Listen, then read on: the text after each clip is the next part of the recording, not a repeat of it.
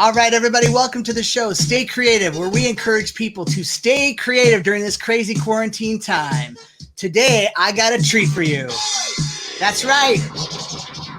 Our next guest is Sandy Garcia, who's a runner.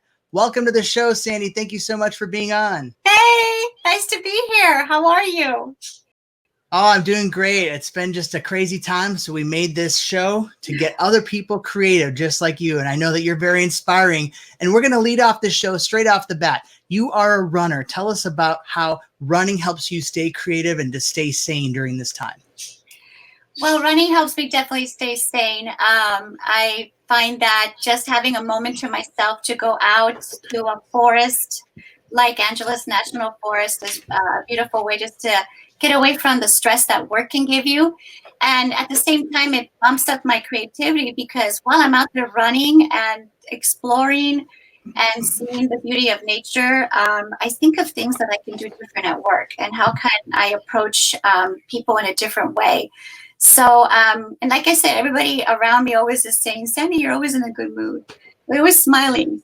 And I think it's because of the running. It's an after effect of the drug of endorphins that we all get when we decide to do something like that. And coming back to work, coming back to my life after I run is like, I'm ready, I'm energized. I have a new perspective on how to handle a certain situation. And I have to say, it really benefits people to get out and do something that you love to do for yourself. And if it happens to be running, it's a health benefit as well.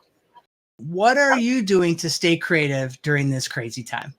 You know, I've been not just to stay creative, but also to manage through stress. I work in education, and it can be very stressful, especially during this time when we're all virtual.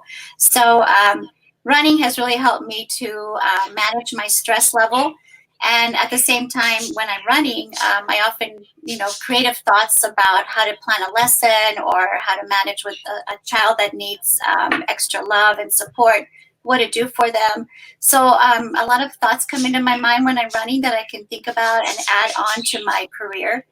And it's just, and of course, the time that I have to do the running and just, go through a forest and explore and have the adventure, it's so soothing and just relaxing. So, and yes, I am wearing one of these. Not the whole time. If I see people coming, I will put this on. But if I don't, I have it under my chin because I want to make sure that our trails and the Los Angeles Forest and Griffith Park and Eden Canyon they are kept open. But also, in addition to all that, I pick up trash while I'm running because I want to make sure that our environment stays clean. So those are creative ways that I help our environment and hopefully become a better person, better educator for the world and all that. So running has been a very beneficial thing in my life. So how long have you been running? Tell us about that. I want to know and also what's your preparation to be ready for running? I've been running for 30 years. I started back in, well, when I first turned around 22 years old, somewhere around there.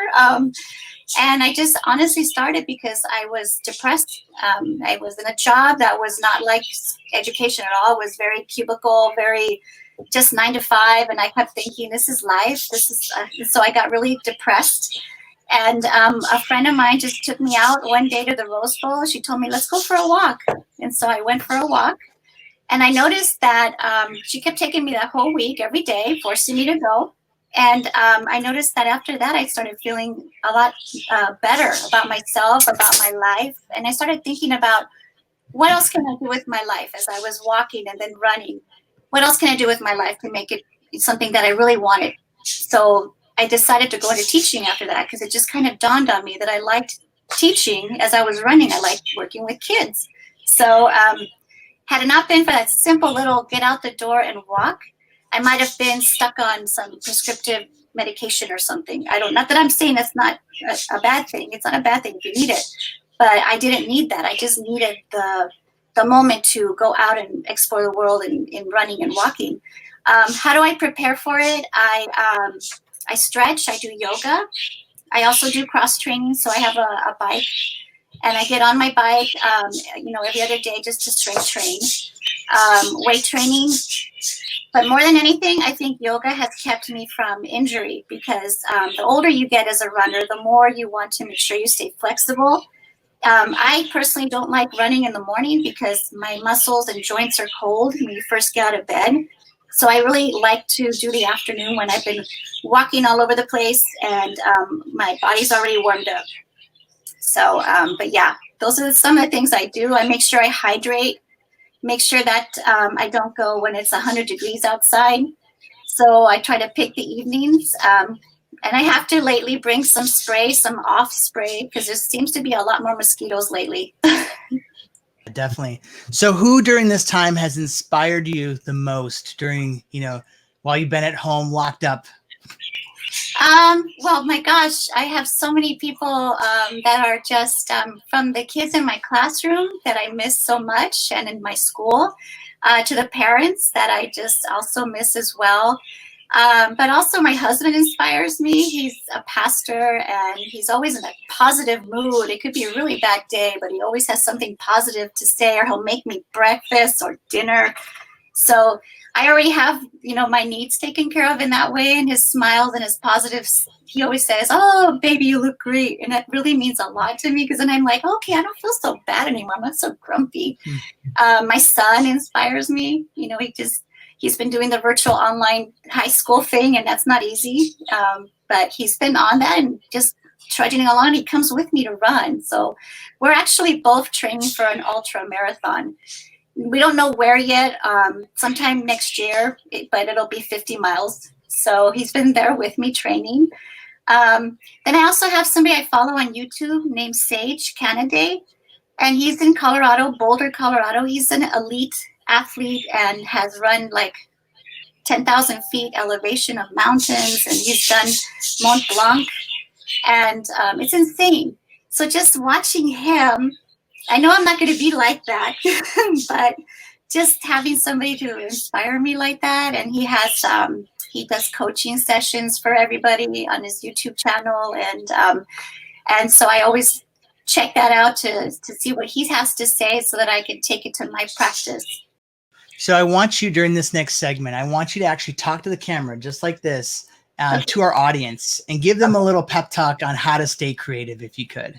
Okay, so the best way to stay creative is to, in the morning, take a breath. I always think about the things that I do have in my life. I have legs that work, I can walk. I have my arms, my hands. I have my eyes, I can see. I have hair. So I think of things that are small, but I start that way with my daily morning. I have food to eat. I have a roof. I have pets. I have clothes. I have a job. So any little thing that can help you stay positive in the first time you wake up in the morning, think of one thing that you are happy to have in your life. It doesn't have to be huge. It could be a small thing. And then from there, I start my day, and I start, things happen. Work piles up, and you have to take a breath. And I sometimes have to walk away from it, come back, and I'm a little bit better for it. But I also think about, hey, so they piled up something else on my plate to do today. But hey, I'm needed. Thank God I am needed, so that way I can support the educational world I'm a part of. But as soon as it becomes 2:30, 3 o'clock, 3:30, I know, and so do my dogs, we know that we're going to go out for that run. So I'm going to go out to Hahamonga, a dirt trail filled with oak trees and beautiful flowers. And I'm just going to go out there and run for, even if you're not a runner and you can't do 6 miles or 10 miles or 3 miles, start with the time. I only have 10 minutes. Go for 10 minutes. Come back. Get back to your life. So I don't think in terms of mileage. I think in terms of minutes. If I only have an hour, I'll just take the hour. But that one little moment of walking or running that you can dedicate for yourself will benefit you for the rest of the day. And the longer you do it, it'll benefit you for even longer periods of time. So you'll notice people always say to me, "Sandy, you're always in a good mood. Something bad could happen and you're in a good mood."